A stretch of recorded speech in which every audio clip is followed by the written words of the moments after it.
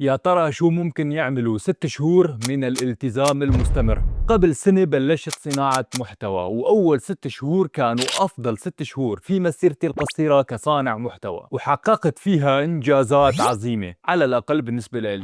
ولكن بسبب ضغوطات الحياة ومشاكلها دوام الحال من المحال بعد 6 شهور من العمل والالتزام تجتني نوبة اكتئاب وتشكك في نفسي واللي عم بعمله. فكانت النتيجة تراجع الأداء وشح في الأفكار وانخفاض في الإنتاج. بس اليوم وأنا بتسمع لبودكاستي المفضل واللي هو دروس أونلاين، أحمد أبو زيد مع ضيفه بهاء حنيش، وفي سياق الحلقة قال جملة نزلت علي مثل الشحاطة على وجهي، والجملة كانت نصيحة من مديره لإله، من مديره له، وهي: انت اكبر مشكلة عندك لما تبلش بشي ما بتكمله، مشكلتك لما تبلش بشي ما بتكمله للاخير. وفعلا هاي هي مشكلتي. انا اكتر انسان بيرجع من نص الطريق، ببلش شي شغل وبعد فترة قصيرة او طويلة بتركها، ببلش مشوار دراسي وبعد فترة قصيرة او طويلة بتركها، ببلش مشوار مهني وبعد فترة قصيرة او طويلة بتركها. يا الله، أنا ليش هيك؟ بالفعل مشكلة فيني. وقبل 4 سنوات قررت إني أصير صانع محتوى، وهذا الشيء ما صار قيد التنفيذ على أرض الواقع إلا قبل سنة واحدة. وخلال هاي السنة اشتغلت وحققت إنجازات، وصار عندي قناة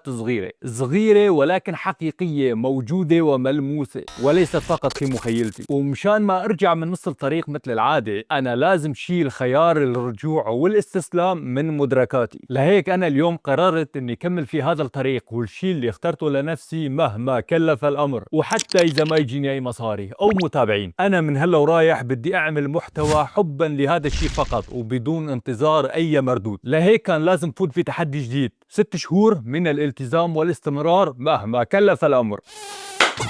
وبس بدأ التحدي.